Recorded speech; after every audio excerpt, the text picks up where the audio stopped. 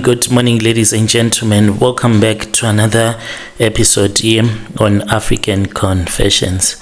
I have some messages that I want to share with you. Before I start narrating these messages, I kindly ask you to hit the like button as well as to comment as well in the comment section. The first message that I have for you, it reads like this.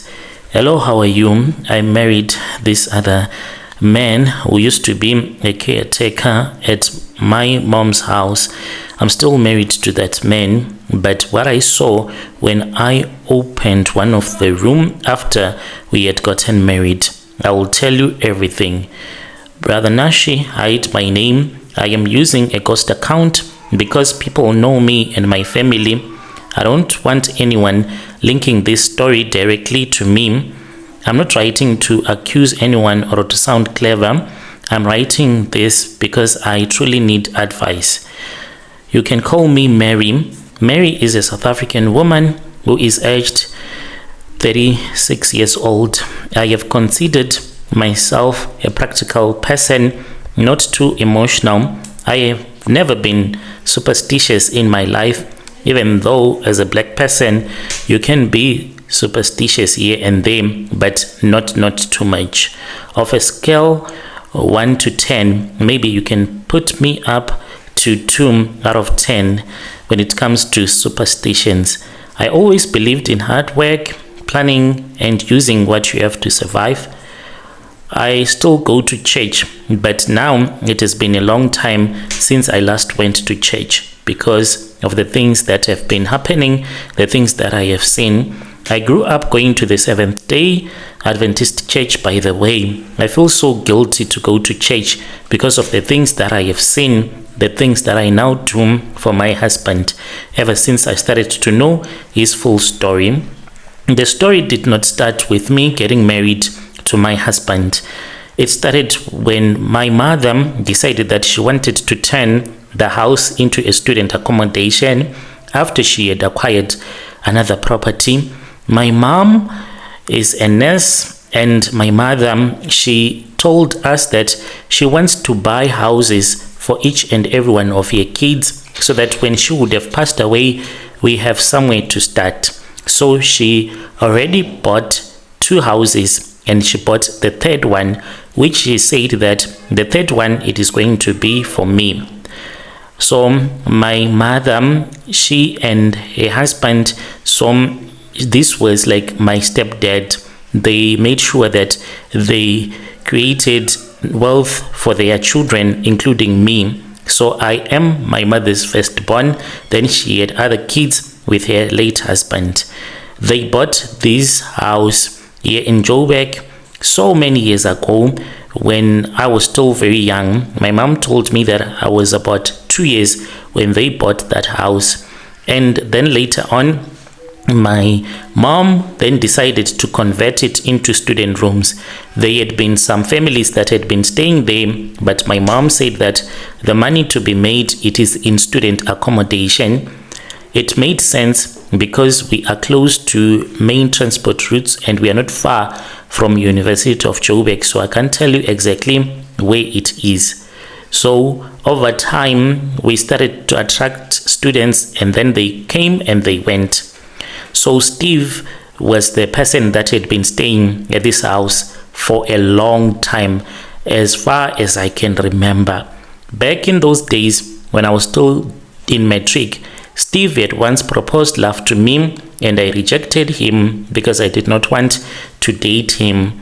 And my mom, she then said, as for Steve, this Nigerian husband of mine, he is someone that is polite, quiet, and helpful. He was the one that was going to be assisting with small maintenance issues and making sure that everything is okay. You know, students, what they are like. And when the students have gone back home, he will be the one that will be watching the students when they would have traveled. So he became the caretaker. My mother likes him a lot. Now he is an in-law, but there are dark secrets about Steve that I can't tell my mom unless if you give me advice and tell me otherwise. He had been staying there for years. So we trust him. My mom trusted him. Until now, I feel like I don't know this man, my husband. So Steve was someone that was nice to me at all the times, even though he once proposed love to me. He has never caused any problems. He has never dealt in drugs. All that I knew was that Steve, he sold clothes, especially your soccer jerseys. He had a shop in Joburg in CBD where he sold those soccer jerseys. Nothing else. He did not bring a lot of friends around. He was just nice. Whenever he was at home, he will be indoors watching his football and watching and enjoying himself. Amongst the students, as time went on, there was this other girl. So this student that came, the girl in particular was Rosina. Rosina was studying at UJ. She was 22 years old at that time. Very pretty, very beautiful, with a nice body shape, and very open about one thing. I quickly became a friend. I don't know why. She loved money and she could not hide it. She would share with me some of her darkest secrets that she had ever done in her life. She used to say to me, I'm doing this because I don't want to struggle like my mom. I'm going to be a gold digger until I have met a man that can take care of my body and take care of me. I don't deserve to suffer. So she would date these entrepreneurs that would always come and collect him. And the girl, damn, she is pretty. Rosina liked nice things. She always had beautiful nails, hair, clothes, different iPhones. She drank alcohol. What I liked about her is that she did not drink much, but she loved attention. One year, she told me a story. Rosina met a man on Facebook, and she told me that this man, even though she met the man within 1 month, she went to Cape Town, just a guy that she had met, and then she went to Cape Town. I even questioned her behavior, and I said, Rosina, how can you meet a man on Facebook, then you trust him so much that this man can actually make you to go to Cape Town, then you come back? What if this man is a serial killer? But she said that she was doing it for the money. So I liked Rosina because she always bought me takeaways. I had a room. I still have a room at my mom's house. So my mother, sometimes she will be like, Mary, I want you to go and sleep at the house, location name hidden. And she wanted me to check up on the students, how things were running. So I would go there, me and Rosina would talk until even in the morning. She told me that she had all of this money that she had brought with him from Cape Town. She showed me a bank statement and I was like, wow, but Rosina, this is too dangerous. You can't be doing this. And she was like, no, I know my guys. I know a guy, if a guy wants me for real, I know that this one is not going to harm me. And I said, oh, okay. I liked her because I am lazy to cook.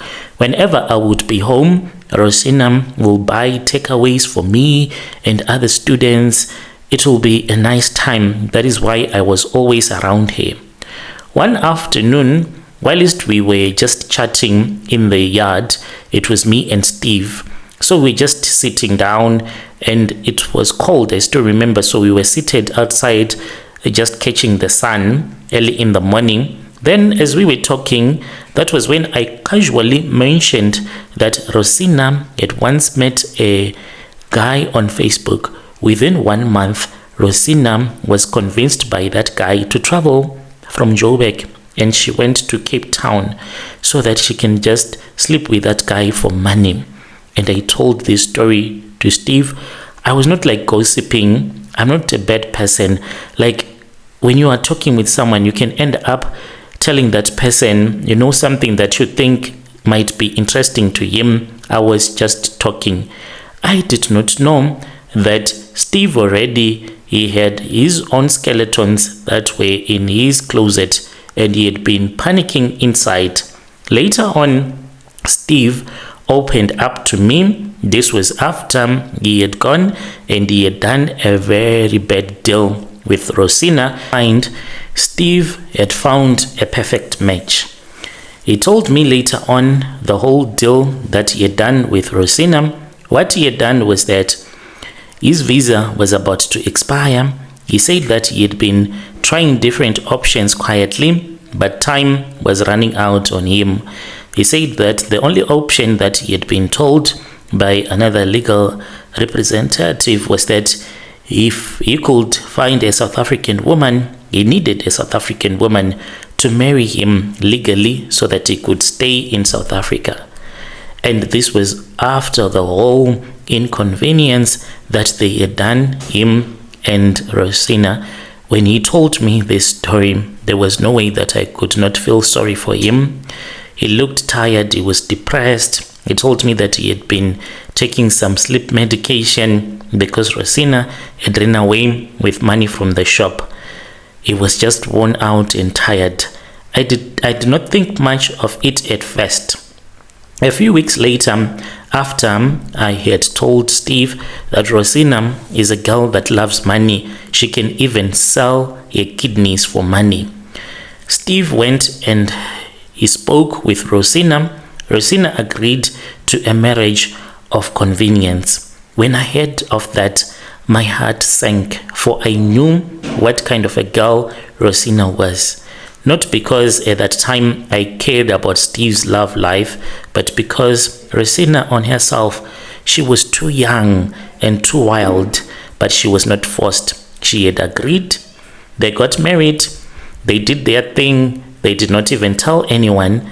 Nothing. They just went with some other friends of Rosina, and these were the witnesses. As for Steve, he had his own Nigerian friends who were the witnesses, but there was no celebration. Rosina's family in Venda, they did not even know that their daughter was now married to a Nigerian guy. No families were ever involved. Steve told me that the agreement was simple. It had been simple from the start. They would stay legally married. Rosina would receive 6,000 rands of wife allowance every month. They would each keep their own rooms in the same room. At first, Steve said that it worked like wonders. There was even time when Rosina stopped dating other blessers, stopped going to clubs, acting as if she was now a housewife. But then problems started. Rosina started demanding more money, a brand new iPhone, clothes and cash. Steve complained and he said, "Mary, I am going broke. Rosina does not understand the limits, my limits. Simply because I'm Nigerian does not mean that I am filthy rich. I am just surviving." I felt sorry for him. I didn't know why, but I did. Around that time, Steve and I, we started talking more and more, long talks, sitting in his car, about life, about regrets and about loneliness, because Rosina was just a wife on paper. One thing led to another. I'm not proud of this part. We started dating quietly. I told myself that it was temporary. I just wanted to heal him emotionally, and I was stressed and lonely because I had been dating another guy, and this guy, he had been on my case for a long time. "I think that you are cheating on me." He was from church, this guy. And then it later turned out that he was the one that had been sleeping with this other elderly woman. I was totally destroyed when this happened. So I ended up sleeping with Steve. Then something happened that shocked me. I got pregnant.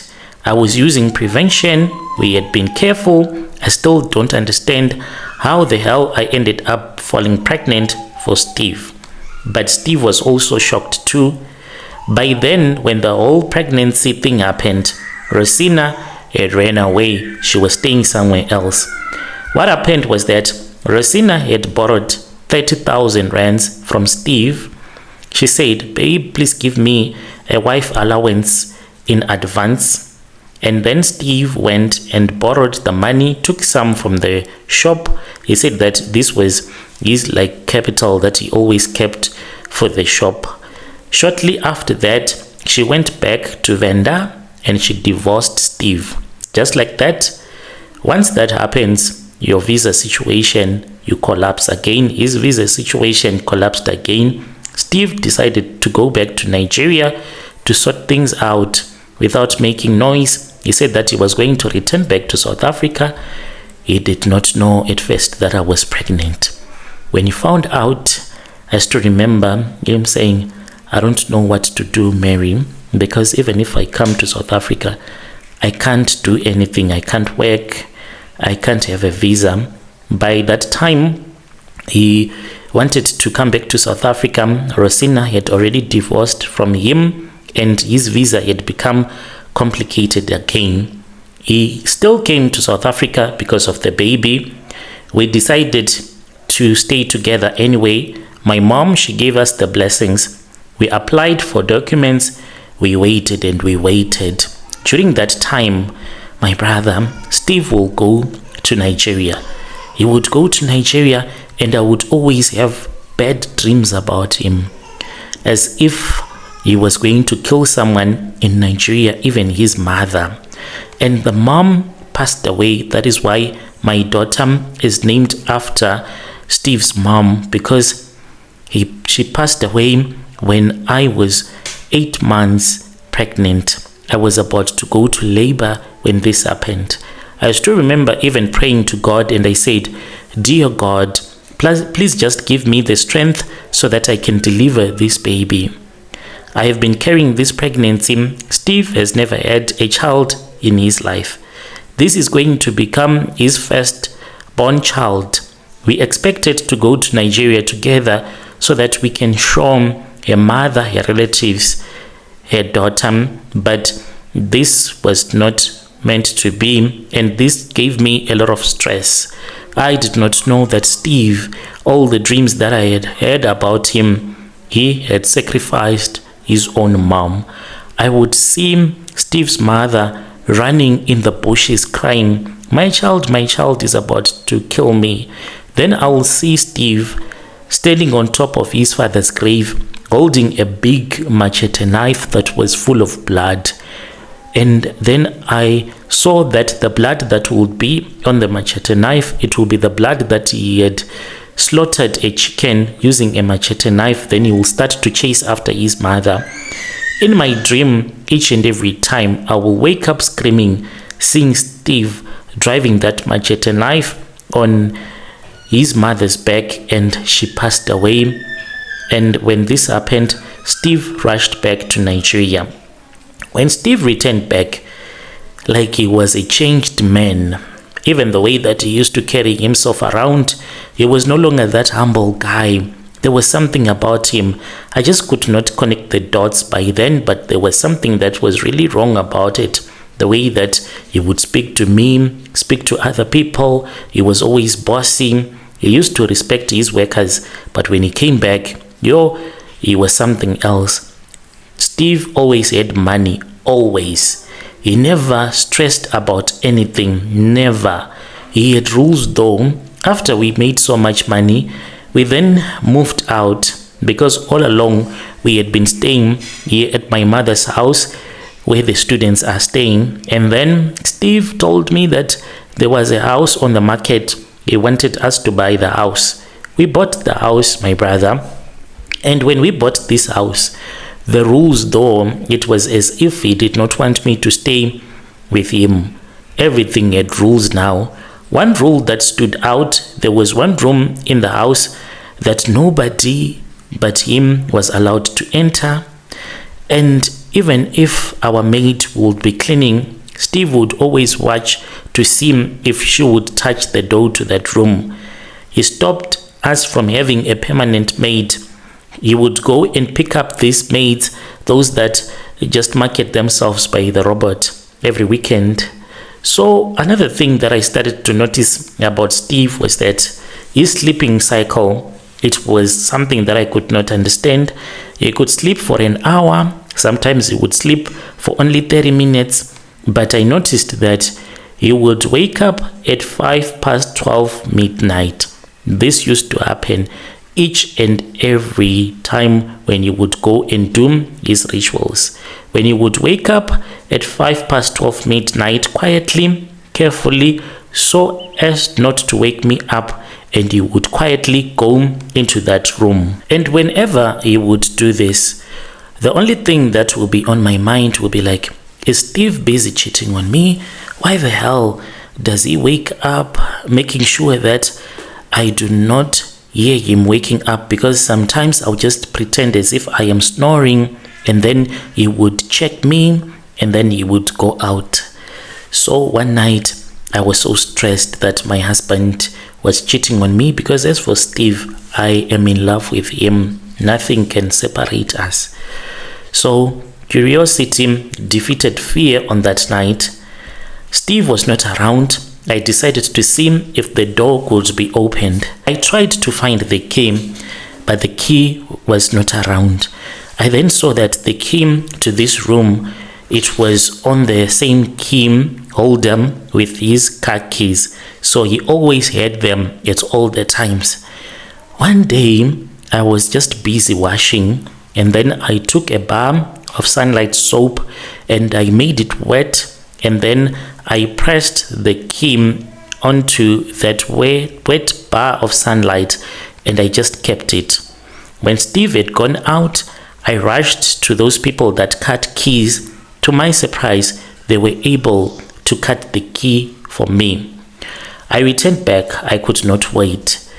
I tried to open the door, and indeed, I opened the door, but I don't know how to explain it properly, my brother, because when I opened that door slightly, suddenly I was pushed backwards by something that I could not see.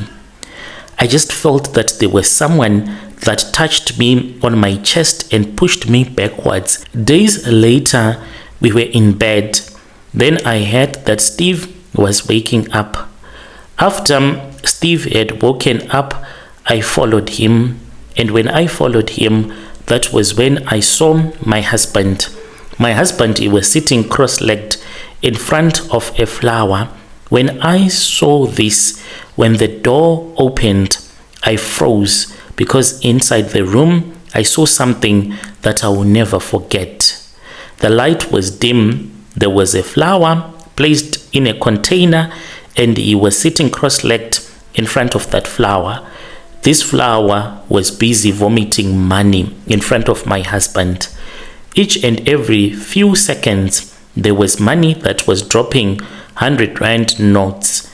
One by one, they were dropping on the floor. Brother, this happened. It was on the 23rd of November last year. Steve heard me and he followed me. To this very day, I have not made any decision about it. He just said that he is sorry, but he brought this flower with him from Nigeria. He can't share anything with me, but he said that this flower is not there to harm me.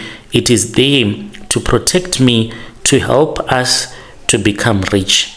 To this very day, I don't even know what kind of a decision I am supposed to be making. I am married, I am a mother, and I feel so much afraid because of what I have seen. My daughter is okay. My daughter has no problems at all. I don't know if I should stay. I don't know if I should leave. I don't even know who else to talk to. That is why I have written this. I need advice, and this is my confession. Dear listeners, right there was a message that was sent to me by one of our dear sister. Let us try to speak with our sister in the comment section. Yo. If it was you in that situation, what could you have done? She is saying that I am still married to him. I have not yet made any decision since last year when it happened. Let us talk with her in the comment section. Then there is another message that was sent to me by one of our dear sister. The message, it reads like this. Hello, Brother Nashi. How are you? Please post my story as hidden identity. I am a woman that is currently staying in Canada. I left South Africa a very long time ago, and I came here as an asylum seeker, and my status was approved. I left South Africa for Canada. So what happened, Brother Nashi, was this. I am from Zimbabwe, by the way, and I am aged 41 years old. In South Africa, when I arrived there, work was very hard to get. I was staying in this other village. So on the other side of the village, there were a lot of farms where white people were staying. So from the village to the farms, you had to walk for about an hour or so. Then you will get to where the farms were. So we would go there, market, and look for a job. But sometimes it was very difficult for you to get a permanent position. Then I saw that a lot of women, what they did was that they would sleep with the foremen, and you can be able to work at all the times. There was one guy whom I ended up staying with. This guy that I ended up staying with, he was driving a tractor at that farm. He came to me and he proposed love to me, but I was older than he was, 10 years older than him. I refused and I said, no, I can't. And he then said to me, the only way that I can be able to work at that farm is if I can stay with him at the farm compound as his wife. And I said, but you are just too young for me. I'm too old. And he said, what does it even matter? We started staying together. As we were staying together, Brother Nashi, I then started using him. He was also from Zimbabwe. So since I was much more mature than him, I knew what to do, how to handle him in bed, and how to use his money. Then at the end of the year, he won't be having any money to go home. I would use his money to renovate my mother's house in the village. At the end of the year, I'll go home alone. I even started sleeping again with my ex-husband whenever I would have returned back to Zim. We started fighting, me and him. When he found out, he wanted me to get fired.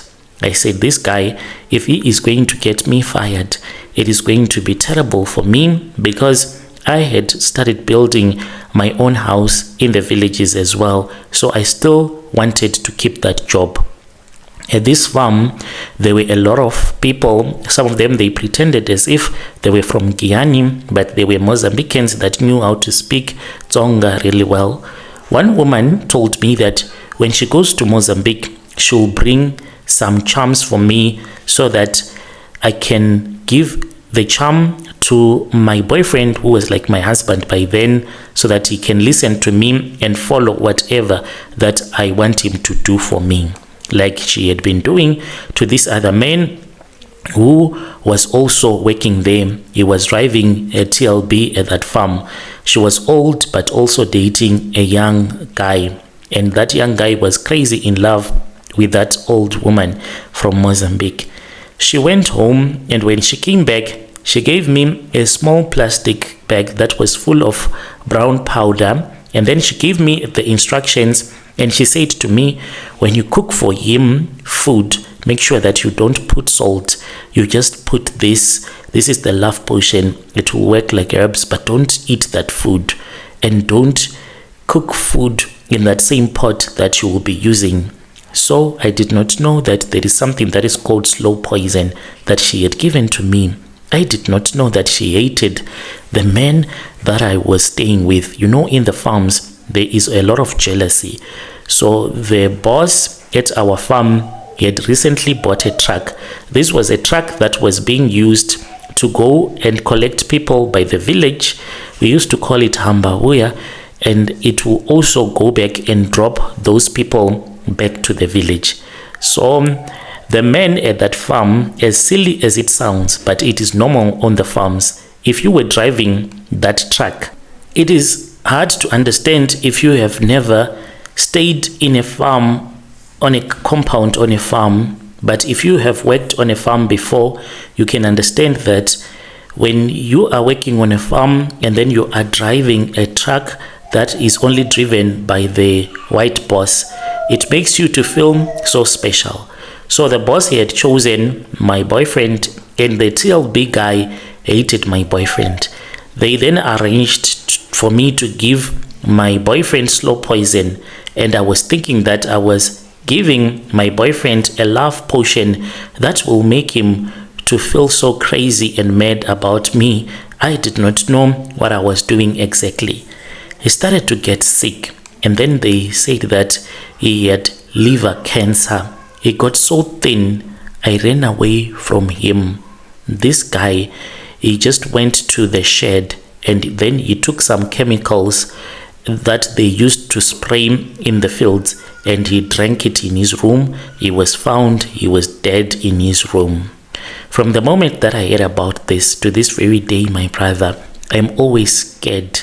When I am in a room at night, in one corner of that room, I always see a small black thing, like a small black figure that looks like an animal at the same time that looks like a human being.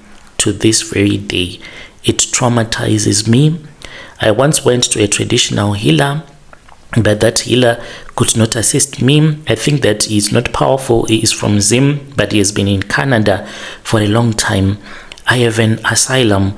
Once I leave the borders of Canada, returning back to Zim, then it means that my asylum is no longer valid, because I stated that I ran away from Zim because there were people that wanted to kill me. So if you return back to that country, it means that your life is no longer in danger. Please assist me. Ever since I started to see this weird demonic figure in a room at night, my family, they have been dying. Each and every 3 years, there is someone that dies in the family. I just want this to be sorted out whilst I am still alive. I'm scared as well to tell my relatives that this is what happened, because they might end up doing a go back to sender to me. Please, if you have any advice, help me out. There was one witch doctor that I once spoke with, but the money that the witch doctor wanted, it was quite a lot, because they said that they will travel from Zim to that farm, and then they will collect soil from that farm at the compound where this man committed suicide. Then they will send that soil to me somehow, and I have to bath with it, and then that ghost will stop haunting me. What if it makes the situation to be worse? And they said that they wanted $8,000. It is a lot of money. I can't afford such a lot of money.